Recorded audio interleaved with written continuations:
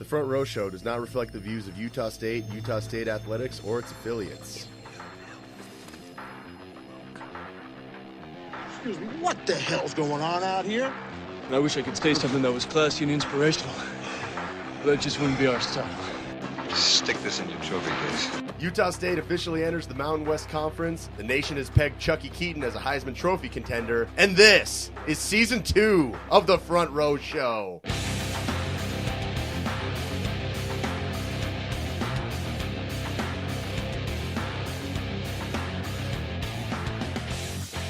What's up, everybody? Welcome back to The Front Row Show. We are your hosts. I'm Matt Sonnenberg. And I'm Jeff Browning. At the end of Season 1, the chair was empty, but Aggie Nation and front rowers everywhere, don't worry, we have filled the chair. We present to you, Aggie Nation, Lance Rasmussen is the new host of The Front Row Show. Yeah! Woo! Welcome, Lance! How's it going, guys? It's good to have Welcome you. Welcome to the show. We are a complete trio again. It feels nice, although we still do miss Josh, but Lance, we're glad you've taken the seat, so...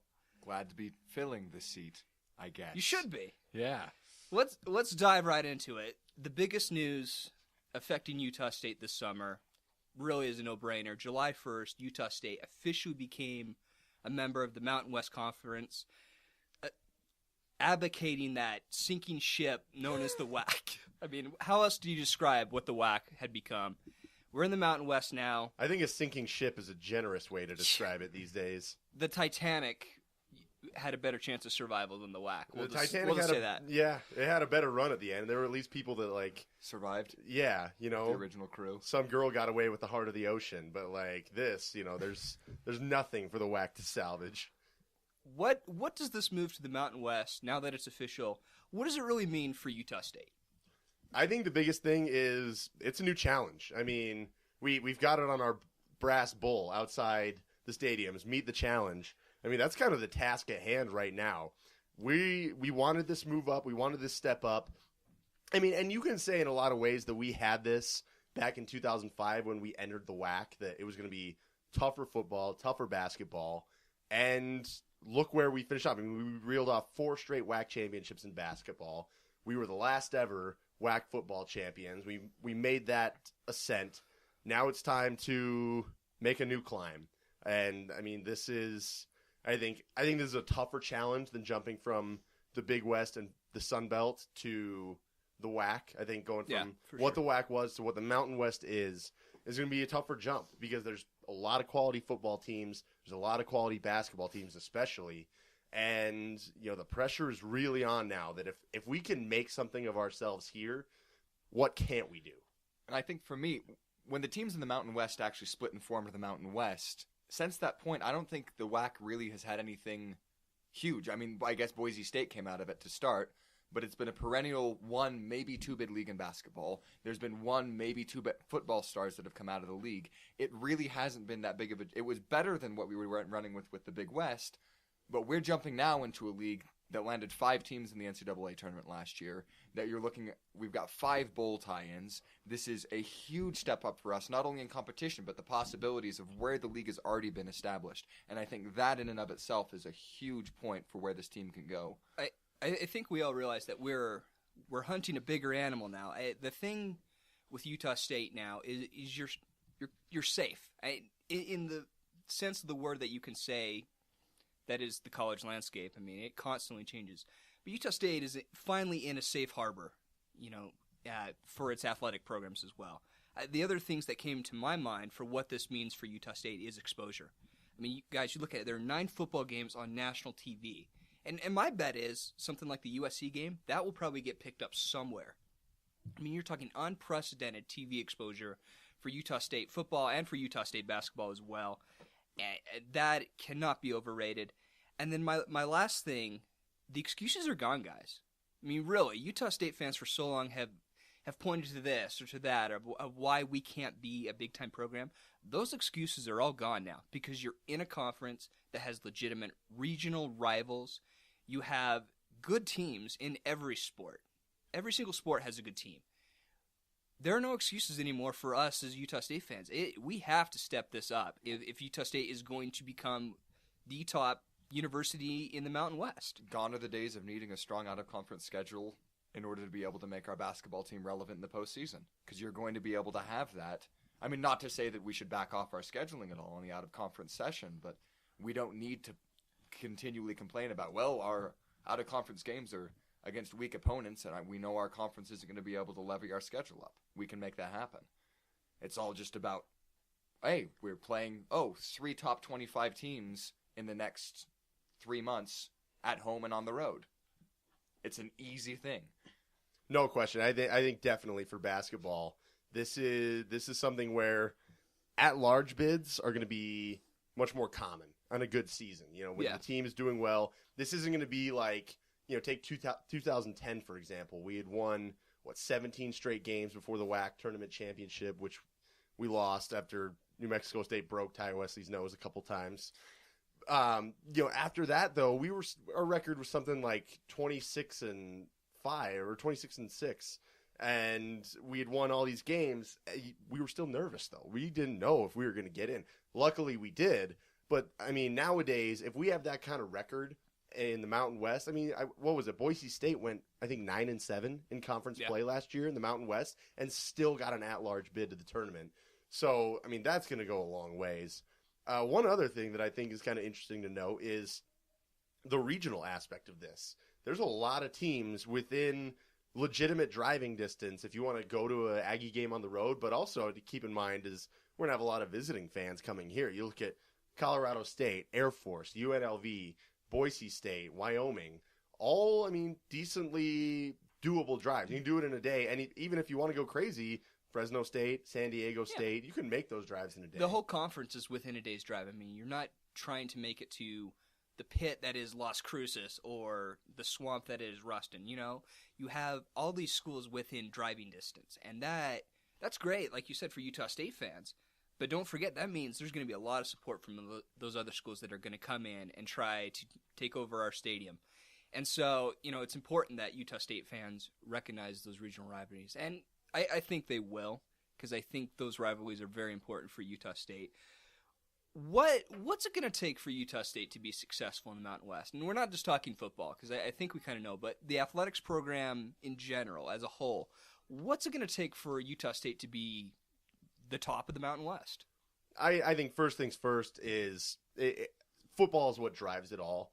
And I think we need to carry the momentum that we built the last 2 years, but mainly last year especially, of recruiting great talent, developing them properly. And, you know, we got to hope that Matt Wells is basically our version of Chris Peterson, coming in after this big name left and not missing a beat, really taking things to a higher level than they ever were before. We need that. We need the football program to shine and be kind of that little bit of a national darling that we have been a little bit. We need Floyd Mayweather to quit or to keep on betting, you know, hundreds of thousands of dollars on us against Utah. We need that kind of stuff to continue, but also with basketball, I think we obviously need to see recruiting pick up in a way, not so much that I don't think it needs to pick up quite as much as people think, but we do need some bigger, faster, better athletes that are also capable of running the system that's been so successful for Stu Morrill. We need that mix now. We can't just, you know, I mean, it's great to have a team of, you know, just marginally athletic, super smart guys that can just pick apart everyone with a system. But we saw multiple times against, you know, tougher powerhouse teams that's going to cause you to stumble out of the gate against those teams. And a lot of times you find yourself playing catch up. We need to get the athletes to where we're coming out and just outsmarting everyone from the get-go, being the dominant team. I know it's a lot to ask for any program, but we've done it before on lower levels. Now we just got to step it up to the Mountain West.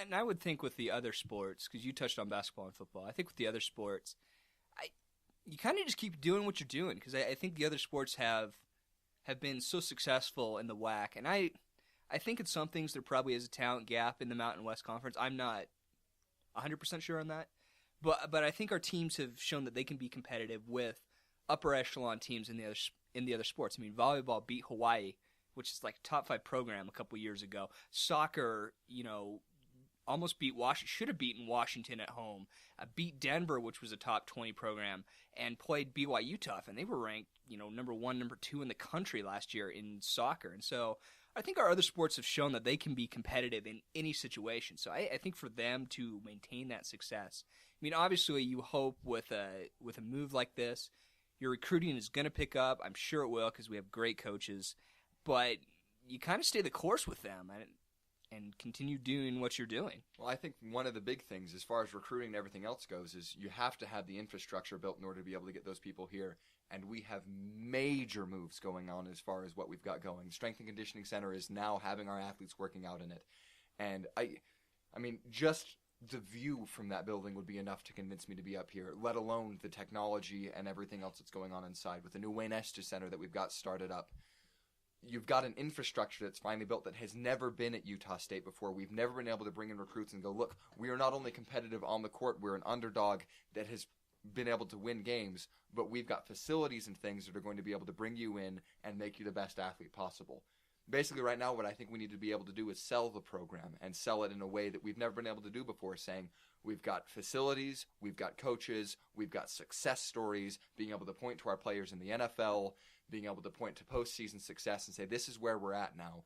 And all of that's in place. So now it's using those cards we have and being able to show them at the right time to be able to recruit and bring the funding and the money in to be able to further our cause. We talk a lot about Utah State following the Boise State model, and I think that's a good thing.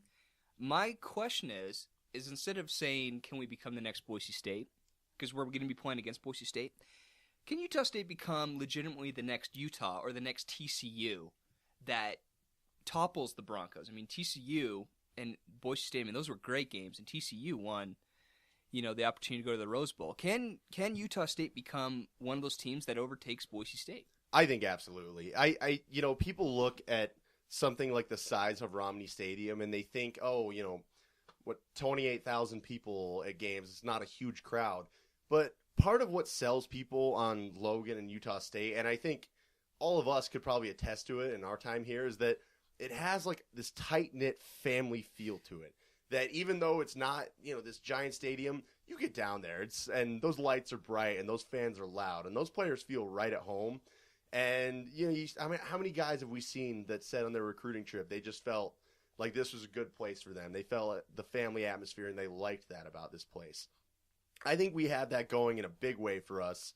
While we may be small in numbers, we can be loud as hell in volume, and that makes a difference for players. But also, look at the facilities. Since we joined the WAC to now, in 8 years, the North End Zone building, we have some state-of-the-art training facilities, new locker rooms, all these offices.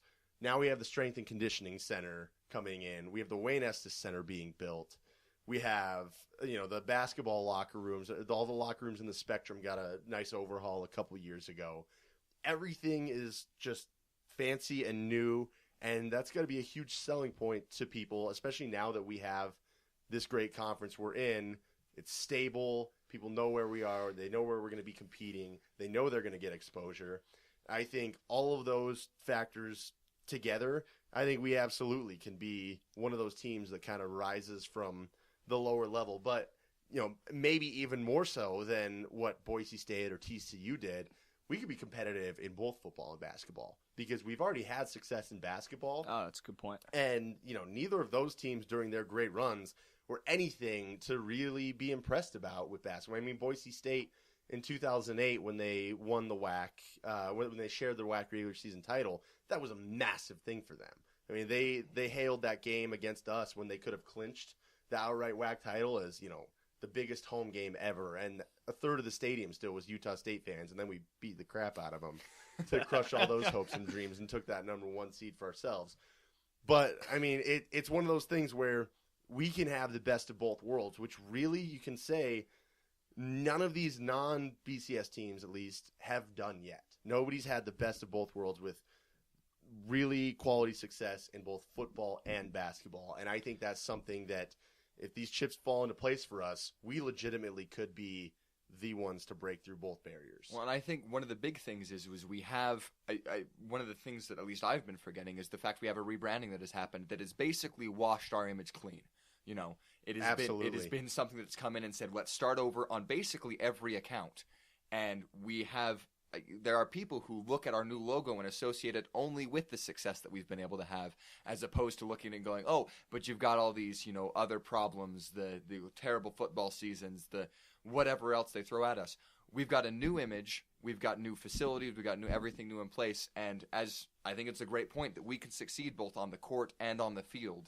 It's going to be an awesome option. With the new logo, just for record's sake, we're 11-2 in football since the rebranding happened. So basically, we're a football powerhouse since then. But not to mention our basketball team's backups, basically, still won 20 games last year. So I think definitely that's going to go a long way. And the more exposure we get, the more recognized that's going to be as well. And people are going to see it and think, wow, that's pretty cool what they're doing. Those jerseys are awesome. They got Nike behind them that strong. You can check out Utah State a little bit more. And I think that's something on exposure. I think Logan probably, maybe Laramie might be the two smallest cities that we're going to be going into anywhere in the conference. You've got, we're an hour and a half away from the closest major airport, but we can still do traffic out of the Logan airport, But we are the smallest of anywhere we're going to be going. Every other city that we're going to, Las Vegas, San Diego, San Jose, are all major cities. This is as opposed to going and playing up in the Kibbe Dome or playing in Las Cruces, where the communities you were getting into were comparable size or smaller than what we're doing. We're getting into major cities that people are going to be watching and paying attention, and we're going to have athletes looking and go, wow, out of San Jose, I can guarantee you there's going to be kids who go, I want to go play or at least look into Utah State because of what we're going to be able to do in that city now. Yep. I think we can all say on this show, it feels good to be home in the Mountain West. Agreed. Amen. It's 49 days until Aggie football kicks off against Utah. It's 47 days until Matt starts his tailgating for that game, which is going to be awesome.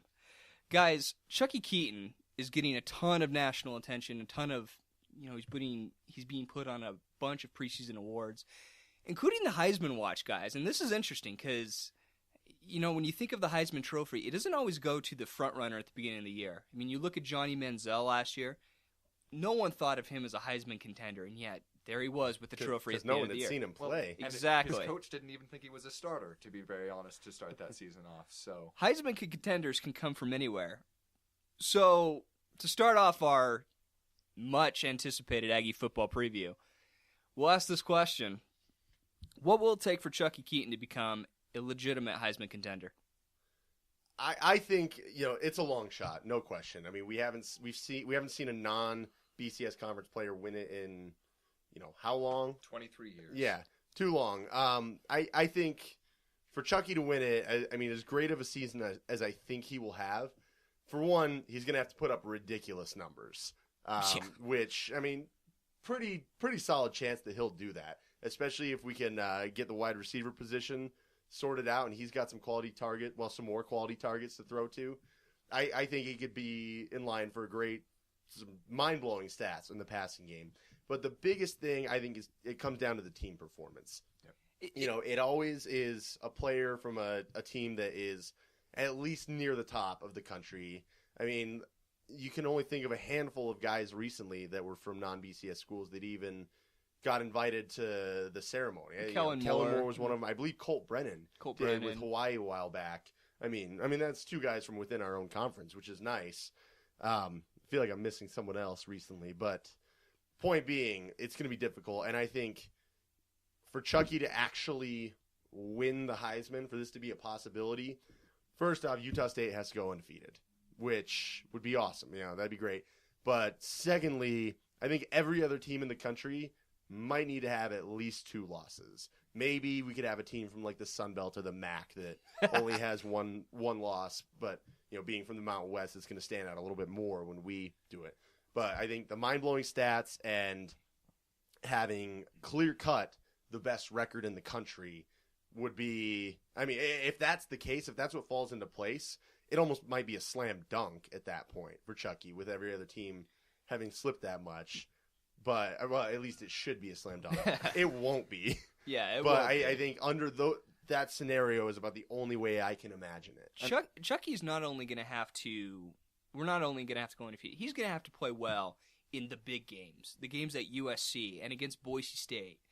Those games, he's really going to have to torch those teams and put up some huge numbers. But let's look back.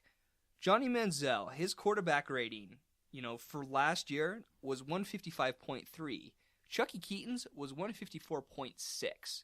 So, but what was Johnny Manziel's moment? Alabama and Tuscaloosa. That was his moment. Chucky has to have some type of identifiable Heisman moment.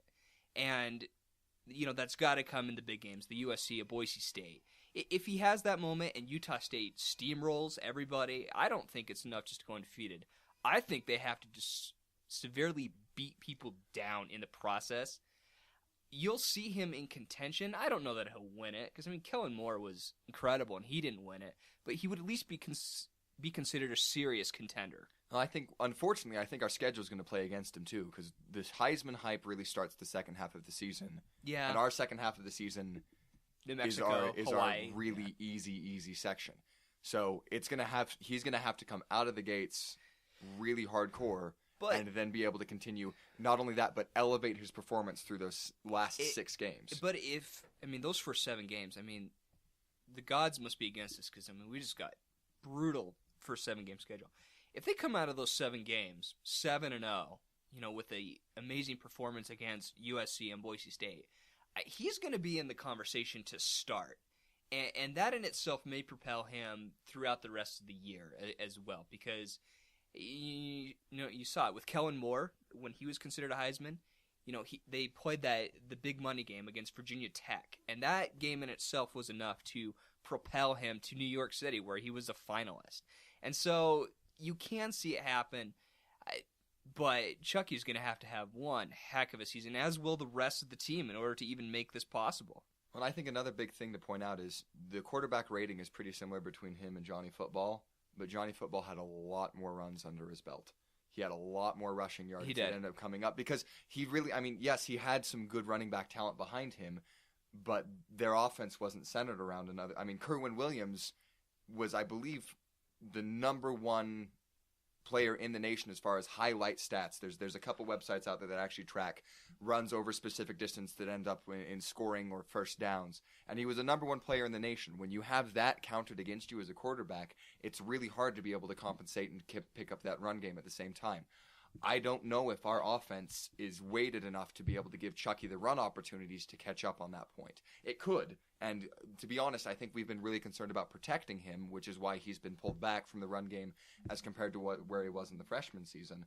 But I think that's one thing to take into consideration is you're not going to be seeing him probably running the ball as much. Maybe you will. I don't know what our running back situation is. And I think that would definitely help his cause is if he can really make up some ground with his feet this year. The ability is there. No one can argue. He is a good quarterback, one of the best quarterbacks in the West. I don't think anyone can question that, although certain people might. But the ability is there for him to seriously make a run at this. And that's what a great thing to have for Utah State, to have a quarterback that's even in the watch list for the most prestigious award in college football. That just speaks volumes to where this program has become when, 5 years ago, it was a question on whether our quarterback would be killed. Because our team was so bad. And now we have a quarterback that is legitimately being considered for a Heisman. It's pretty awesome. I think one other thing to keep in mind, or to keep an eye on as far as running the ball goes, he's gotten better. I think he made obvious strides forward in recognizing when to run between his freshman and sophomore years. Rather than, seeing, there's certain times where he might be able to make a throw that's a little bit risky, and he also might be able to run it for 15 or 20 yards. There's do it. Take off and run it for 15 or 20 yards. You look at last year, averaged 4.8 yards per carry. And in college, quarterbacks are penalized for sacks. Those count against their rushing yards. So, at 4.8 yards per carry, 8 touchdowns, I think we'll see at least comparable numbers to that this year. It's going to be tougher for him to gain those yards. I think there's going to be some better, outside linebackers that'll be able to catch up to him a bit more. But, he'll recognize better when to run, when the play isn't there. He's going to have good protection, too. Our offensive line is one of the best in the country. Is a very, very good unit. So, it's that hopefully can be something where he really separates himself from a lot of the competition while still hopefully putting up plenty of passing numbers. It's good to be talking Aggie football again. Utah State Athletics is not the only one that's making a big change, guys. On August 1st, we are here to proudly announce to Aggie Nation and front rowers everywhere that the Front Row Show will be gone. It will dissolve into the Front Row Network. Yeah! Let's talk a little bit about what the Front Row Network is for Aggie Nation and for front rowers everywhere. The Front Row Network is not going to just have the one podcast anymore. It's going to contain 4 podcasts. This show, obviously, as the headliner, will remain because it's ours. Rock Jocks, which will be a podcast about the Mountain West Conference specifically. They will cover everything on the inside of what's going on around the Mountain West, including the other big games that are going on, how this affects Utah State, and what we can expect going forward. They'll give us some great insight and the ability for Utah State fans to really know what else is going on in the Mountain West Conference. Steve Schwartzman and Preston Croshaw will be the hosts of that podcast, and they're going to do an excellent job. They've already got their minds together, and they're thinking of some good things. That is going to be an exciting podcast and will give us a great look, again, at the Mountain West Conference. Junkies, which is a podcast that is designed around the other sports at Utah State that maybe don't get as much coverage as they should. I mean, obviously, we here on the Front Row Show, we talk football, we talk basketball. Those are our main ones. We try to get to the other sports. But the other sports are successful, guys. I mean, they bring in championships. They have great players, great games. They deserve their own show. So we've created for them the Junkies podcast, which will be hosted by Kyle Haywood, and Blake Hadfield will be the hosts of that. And they will cover volleyball, soccer, women's basketball, gymnastics, softball. And they will get in-depth with the players and coaches and really provide a quality, entertaining podcast for all Utah State fans, but also fans who really are into those other sports, parents and players. It'd be a great opportunity for them to have a podcast dedicated specifically to them. Agent 33, Agent 71 podcast. And this is a fun podcast. This is a podcast dedicated to Utah State recruiting, specifically football and basketball recruiting. These guys will have the opportunity to follow the various recruiting blogs and learn details on who these key players are that Utah State are recruiting, what they mean to the program, if they do choose to sign here, what they bring to the program. They will have the opportunity to do that. And Seth Tuba and Devin Sheffield will be the hosts of that as well. And they will do a fantastic job as well. Those are the 4 podcasts that will comprise the Front Row Network. Those will be available on iTunes. They will also be available on usufans.com for live streaming. It's just an opportunity, guys, for us to kind of cast our net over a wider area of Aggie Nation and really get to explore some fun avenues that we just, frankly, don't have the time to explore on the one show. Yeah, I think this is an exciting time as far as what we're doing. Especially considering that where we started. I mean, we were 3 dudes. We talk about this all the time. Recording on an iPhone in the library at USU's campus. We had a room reserved and had to beg people not to knock on the door and disrupt us because we couldn't cut and recut and start over. Yeah. and it got interesting. So I mean, it hasn't even been a year since then. It was like a warm October night back then. It wasn't even wintertime yet. And we're here 9 months later or so, and you got some exciting stuff going on. It's cool to be a part of, and it's also going to be interesting to see how this works as far as engaging people, because hopefully we can reach out, bring Aggie fans together a little bit more. I think the more that we're all on the same page and whatnot, not to say that our page is the only thing that's right, but we at least want to generate discussion. And if people want to go on our Facebook page and say, hey, I disagree with you on this, awesome. Let's banter. That's what this podcast is all about. And that's what these other podcasts hopefully can bring to the table. And I'm excited to be part of this. Well, and from the inception, I'm as a listener last year and as the newest member of the hosting crew here, I think the most important thing is there is this much content to talk about, which I think is a huge thing to consider, is we have all of this going on at Utah State that has probably never even been considered or looked at before. But there are going to be interesting things happening all over the place. We have a whole lot to learn about the Mountain West Conference. I mean, the student population up at Utah State right now has no idea about the rivalries with CSU, with Wyoming, even though they're traditional, regional, and long-time rivalries.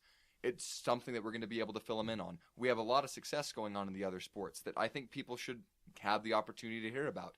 And the fact is all of this information is there. But no one else is doing it. No one else is touching it. No one else is hearing about it. It's there. So this is our opportunity to share and really cement our brand and what Utah State is to a national, if not worldwide, audience. I think it's exciting. I think it provides a need that's out there for this other information. Plus, it's just fun to talk sports. I mean, it doesn't matter what the sport is. There's good discussion everywhere. The 4 podcasts make up the first facet of the Front Row Network. The second, the website, usufrontrow.com, which, if you, for any listeners out there that read grantland.com, this website is kind of designed around the same idea, a place where we have great writers who have interesting opinions on things, and they write about it. And our good friend Matt here, he's going to be the editor-in-chief of the website. It's going to be his baby, and it's going to be a lot of fun to see what these writers are producing. Yeah, I'm excited to be a part of this website. I have been, taking a little bit of time off from my sports writing endeavors, but now that football's coming up, I'm going to be taking that on, and eventually I might jump back on that whole sagebrush spot thing that I've been doing for a while and get going there. But yeah, it's going to be exciting having some writers that I know are going to be talented. They're going to come up with some good stuff. And I'm going to challenge them too a little bit. I'm going to say, look, guys, and they're listening to this right now. We can be better. If we can knock every article out of the park, or at least swing for the fences, what the heck? You might fly out to the warning track sometimes, but a lot of those are going to go over the fence, and hopefully it makes for a great, just all around content experience for fans, whether they're listening to a podcast while they're reading articles, or whether they're pulling something up on their phone while they're stuck in traffic. Not that we advocate texting and driving or anything of the like. We do not. But it's something that I think will just give people more to engage with and more to kind of attach them with Utah State University athletics, because let's be honest, if you're listening to this podcast, it's because you're interested. You're probably a diehard like we are. And the more that's out there, the better. I think it makes it just more enjoyable for everyone to bring us all together. The URL for that, just in case I should have brought this up before, is usufrontrow.com will be the website address. So August 1st, make sure you save that into your search history, make it a favorite. Go there often. Homepage. Yeah, yep, homepage. Homepage that stuff. It's going to be a great website with great reads. And it's not just game recaps. It's the inside fun stories that you really have been curious about. Like Matt said, our writers are going to be out of the park. They're passionate, and they know what they're doing. Third facet of the Front Row Network will be our very own YouTube channel. I kind of describe the YouTube channel as like a propaganda machine for Aggie Nation. Basically, we use this to create fun, great videos that have everything to do with Aggie Nation and getting people pumped and excited for what is going on. And we have a very talented crew that will be taking over that. Trevor, our sound engineer, is going to be the head on that. So if you don't like the videos, you can pound him. But it's going to be a lot of fun. They have some great ideas already they're coming up with. And, we'll all be involved with it at some point. I mean, we were talking before the show about ideas for the YouTube channel. We were just laughing and having a good time with it. It's going to be a lot of fun. And the address for that on YouTube is USU Front Row. Is going to be the YouTube channel page on that. That one's going to be especially fun. Both what we're going to do ideally with getting video from the sidelines of games, if we can get people down there.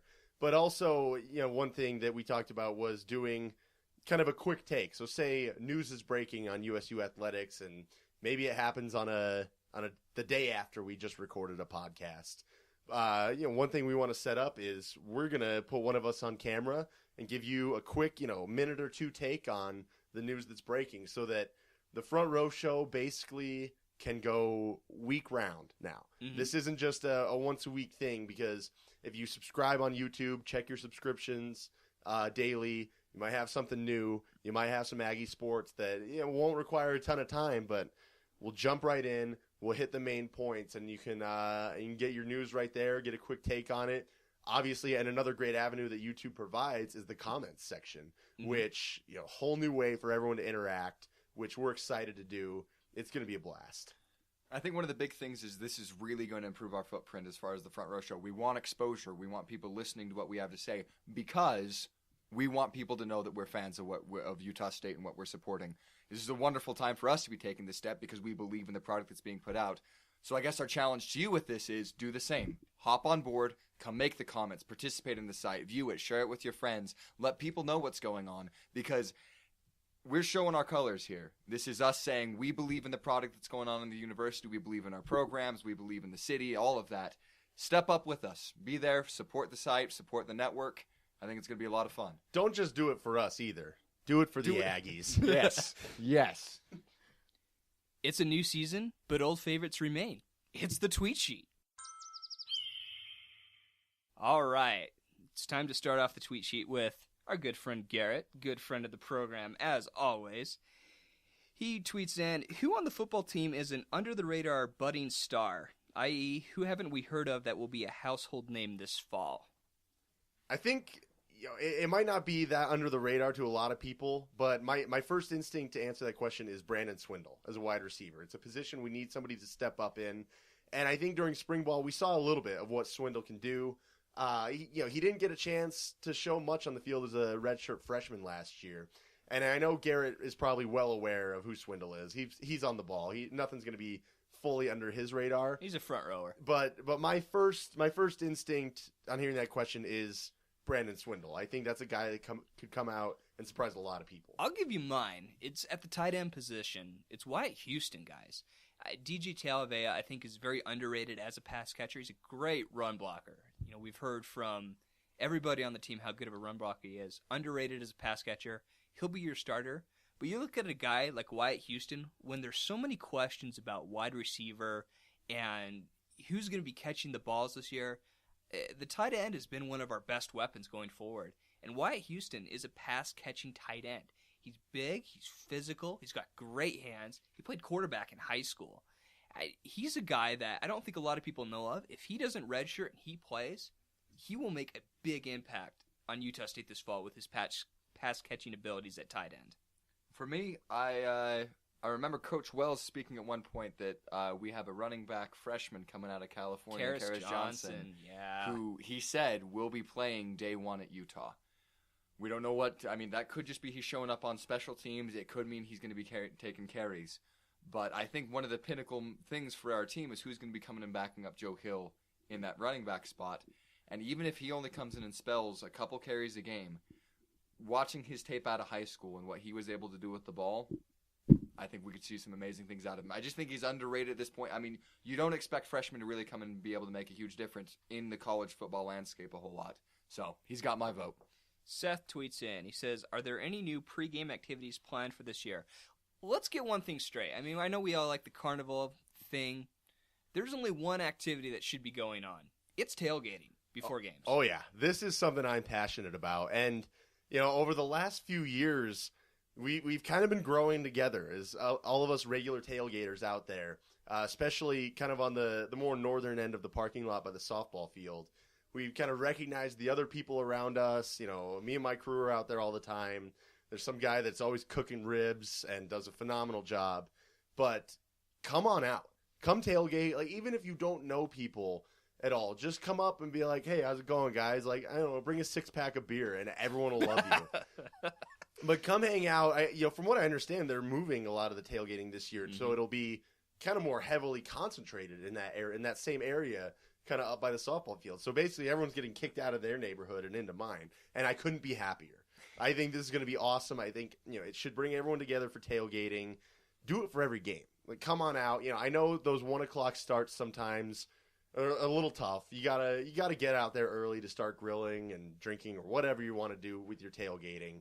But you hang out. There's just a vibe you get about the excitement and hanging out with other diehards that, you're all hanging out, having a good time, doing whatever, but there's one main focus for the day, and that's the football game. That's what matters most. And I think that's one of the big things that sticks out about a lot of the atmospheres you find in the South or at the big programs in the nation is football is not only just a 3-hour block. It's a full day, a 2-day activity every single time they play a home game or when they're on the road.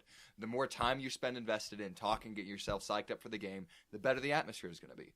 So why not make it that here?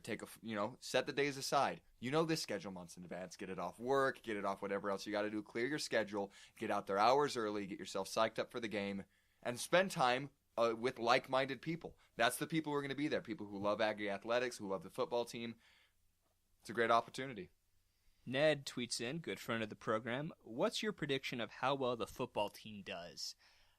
To me, there's like a best case scenario, which would be undefeated, BCS busting, Chucky win the Heisman.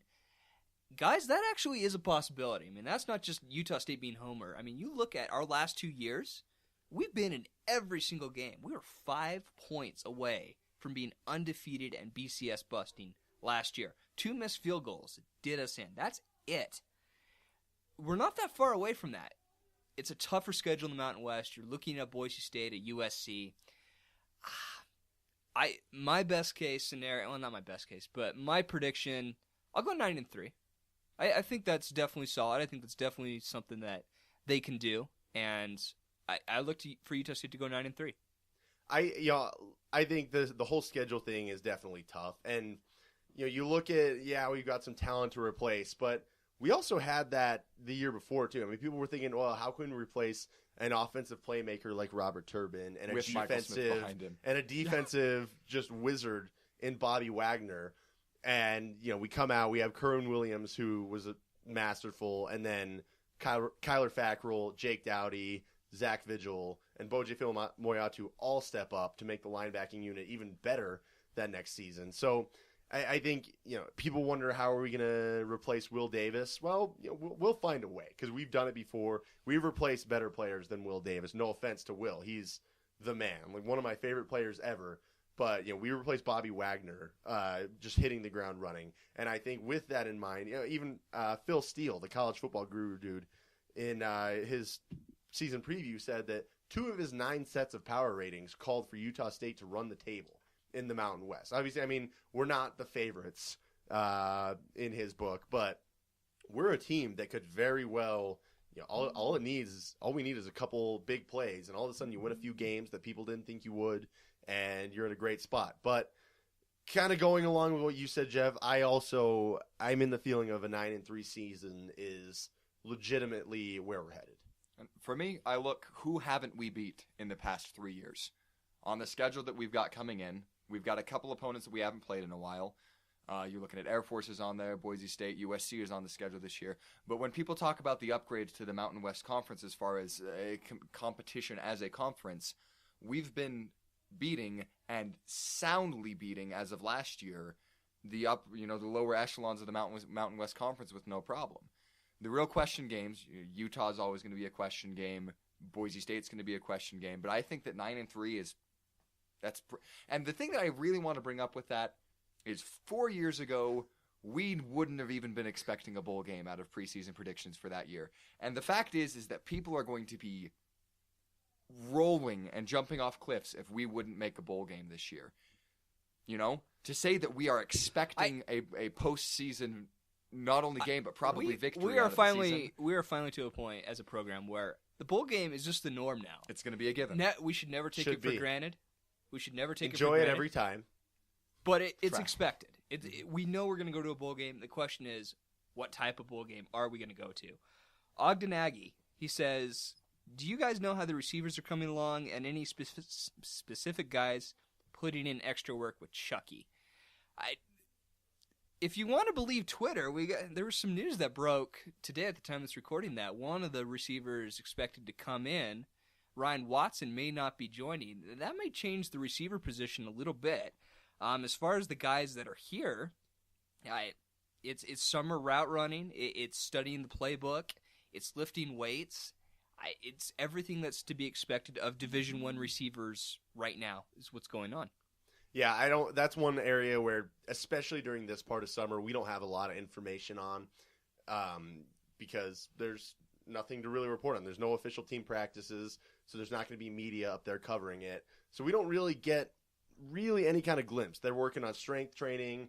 We heard that they're working on a new diet. The new strength and conditioning coach has implemented, and the hope is that they're going to be bigger, faster, and stronger by the time the season rolls around. And really, the most we'll learn about the receiver position is, I think, in the first couple weeks of fall camp. And that's an opportunity where if you're a diehard fan, and I know there's a few regulars, if you go out there, you'll start noticing them that are there almost every day. But go watch some practices and get a feel for who these players are and the progression they've made, because there's a fair chance that some guy you didn't expect in spring ball that might not have done a lot is going to step up and be great all of a sudden. Uncle Brian, what a Twitter name. I like that. That's awesome. He asked, should we play the Zions, a.k.a. the Kitties, a.k.a. that other school down south, a.k.a. the Y? Should we play them home and home in November? He says, screw them. We have conference games in November. I'm fine with it, personally. I think it's one of those things where, whatever. If it's a 1-for-1, who cares where in the calendar it is? By that time in the year, our team, I think we're a better coach team. Matt Wells hasn't even proven anything as a head coach yet, but Bronco Mendenhall's proven that he's kind of incapable. You don't like Bishop Mendenhall, huh? No, I'm not a fan. Who is, though, anymore? Not even his ever. own team. Jeez, yeah. He fires his whole staff all the time. Isn't that great a coach? And BYU it seems like they struggle down the stretch. They're the perennial September national champions, but that has to unravel somewhere, and November seems like a nice place for that. If it's a 1-for-1 deal, especially that late in the year when Romney Stadium struggles a little bit more to fill up, I think it would be great. I think it's the kind of thing that if it happened over, say, Thanksgiving break, you're going to have a lot of people that are pencil in that day on their calendar saying, you know what? Sorry, cutting the weekend short with the family. I got to go back to Logan because I am not missing this game. Derek tweets in, he says, what would beating both Utah and BYU this year do to football in the state? My first inclination, nothing. Really. Those fan bases are who they are. Those two are the major media markets. And when you talk about change in the state, I guess you could talk about recruiting. But really where we're looking for changes in media. And KSL and the Trib, they are who they are. It would be great. It would be great for Aggie fans to be able to, hold up middle fingers, so to speak. But yes, it would. But I don't know that it would really do a ton. See, I kind of disagree a little bit. I think from a perception standpoint, it's big already that we've beaten each of those schools in the past few years. We've done well already. We've beaten each of them.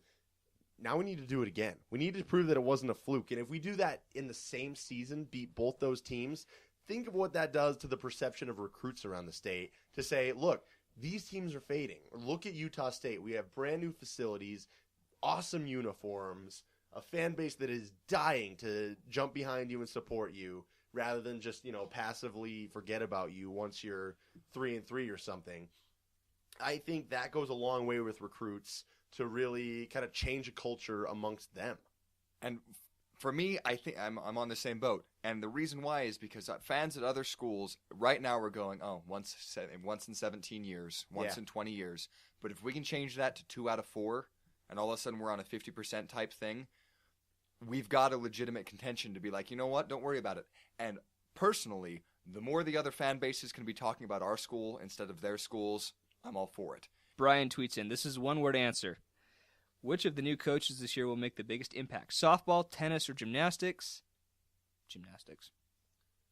I'm going to say softball. There's a lot of room to go up there. Yeah, I'll go softball, I think. Why not? Mike tweets in, he says, any word on if our JUCO transfers have qualified and are on campus yet, specifically Butler, Hollis, and Watson? We talked a little bit about Watson. If that ends up being true, then obviously that changes things. As far as I know, the other guys are here, participating in team drills, doing well. Good times. Andrew tweets in, he says, what position in football do you think we will get the most surprise from this season? I'm going to go in the defensive backfield. We lose Will Davis, we lose McCade Brady. Those are big losses. But I think Maurice Alexander and Tay Glover Wright stepping into those two spots are going to provide some big surprises for Aggie fans that I think we'll be very pleasantly pleased with. That was kind of a little bit of my first instinct, too, was especially the free safety position with Mo Alexander. He was a monster in spring ball, flying on every play. He reads run so quickly and is already there because he's so fast. My only, concern that I haven't yet seen him do is his pass coverage. I mean, you got to be able to read those plays as a free safety and not let a receiver get behind you. That's going to be crucial. But if he's able to do both of those well, man, that position is going to be ridiculous. Mine, I'm going to go with the running back position because there's a lot of people who, once again, are pointing back to our past success when having 3 NFL caliber running backs on our squad at the same time and going, well, I don't know what we're going to be able to do here. But people don't pay attention to what Joe Hill was able to accomplish last season. I mean, he did it. He was injured for part of the season. He wasn't running at full strength for some of it. Number one play in my mind for him last year was during the CSU game when you watched him literally carry 4 defenders 6 yards into the end zone. And then whoever is going to be, I mean, you've got backups for him that, yes, they're unproven, but they've been talking about him for a while. Mookie Lee is looking like he's going to be just a speed demon out of the backfield. DiMartino, I think, has shown up for the first time when we saw him come out of spring ball. And as I already said, Karras Johnson's going to be able to hopefully get some carries.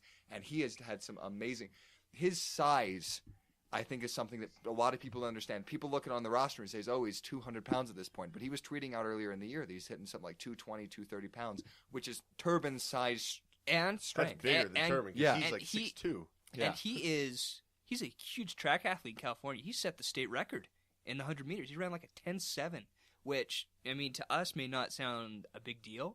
But in talking with track athletes at Utah State, that is wicked fast. Well, someone threw up. This is a running back. Yeah, someone threw something up on USU fans about how fast the fastest woman in the world was in something like 2009. Like that was her sprint speed, is what he's pulling out. So I think high schooler. I think our running back position, and I think a lot of people are worried about our offensive output. I think we're going to be just fine relying on that backfield. I think one wild card position to keep an eye on is the defensive line.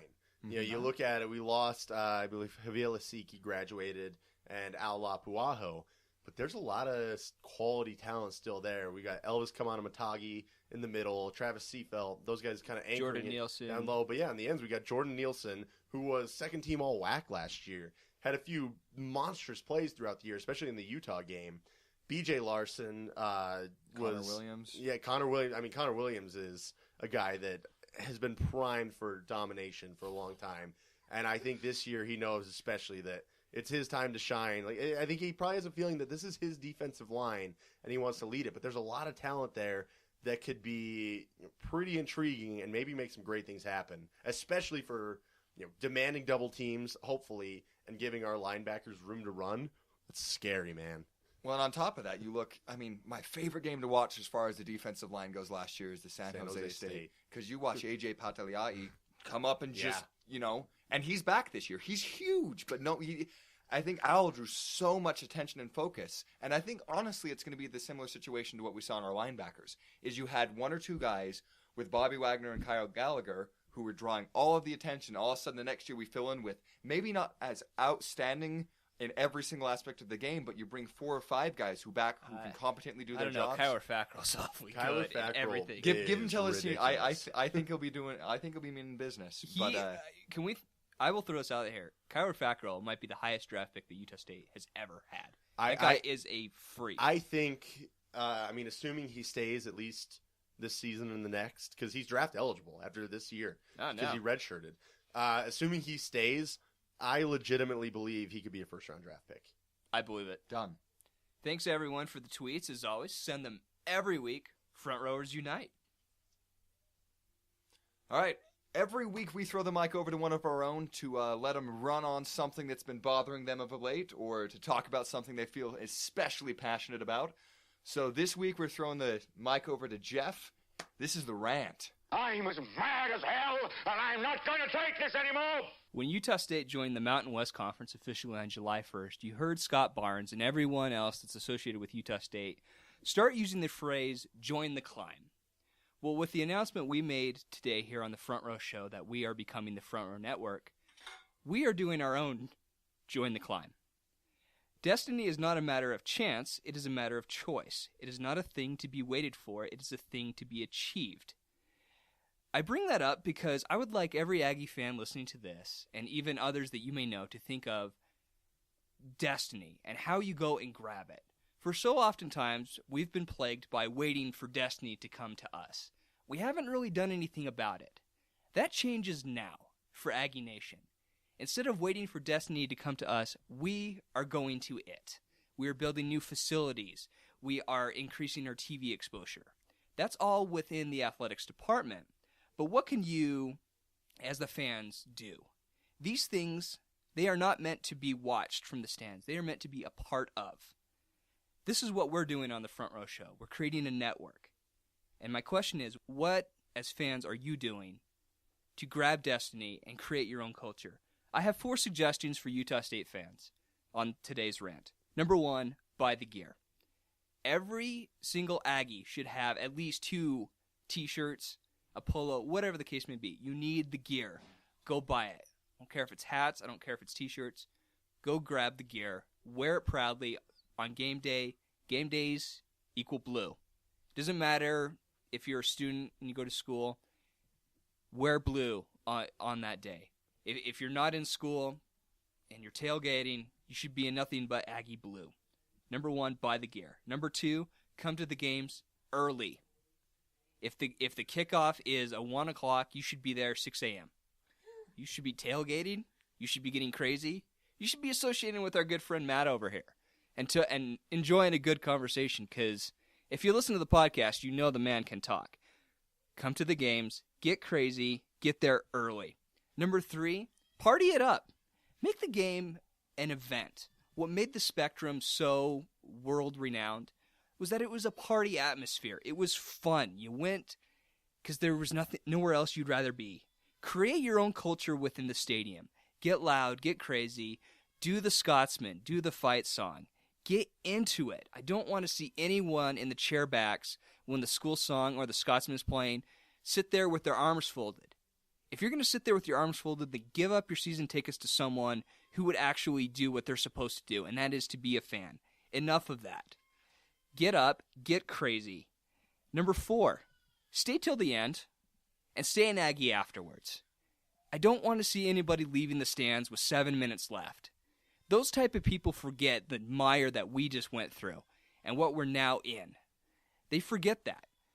Enjoy and embrace every single moment that you have with Aggie Nation, because it has come so far, and it is so fun to be a Utah State fan now. Embrace and soak up every single second of it. Don't leave early. Those who leave early to beat the traffic rush, well, you're the ones who create the traffic jam. So stay in the stands, sing the school song with us, enjoy being an Aggie, and be an Aggie afterwards always. You should be wearing the gear around town, to family reunions. There should be stickers on your car. All that should take place. We're starting to see more of that now, and it's phenomenal. It is fun to see an Aggie culture start to develop, but we can do more. This rant is about forgetting the past, forgetting all the wrongdoings that happened 40 years ago.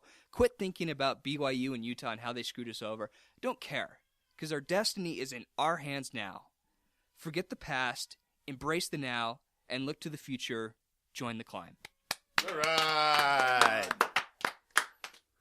It's in our hands, guys. One last quick thing.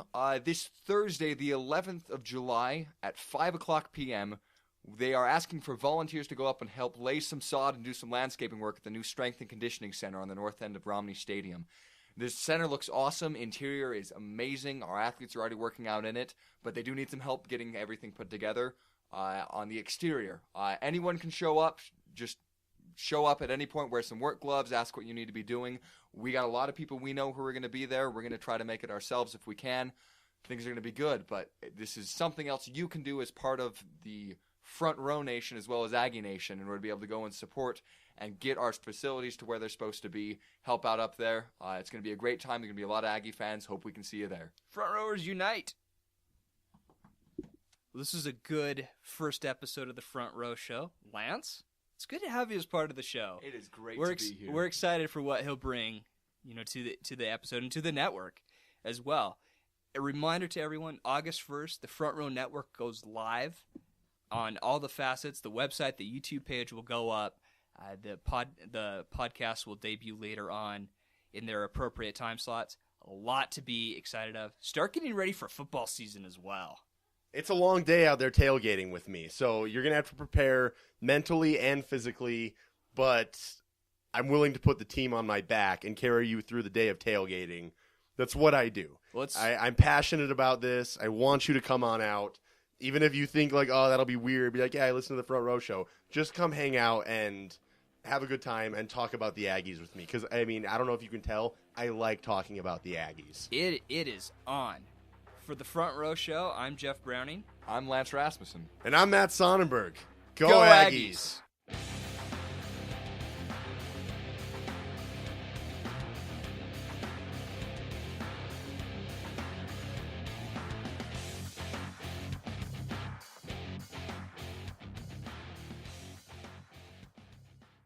Everyone's always like, oh, Contra's hard. No, Contra's easy as shit.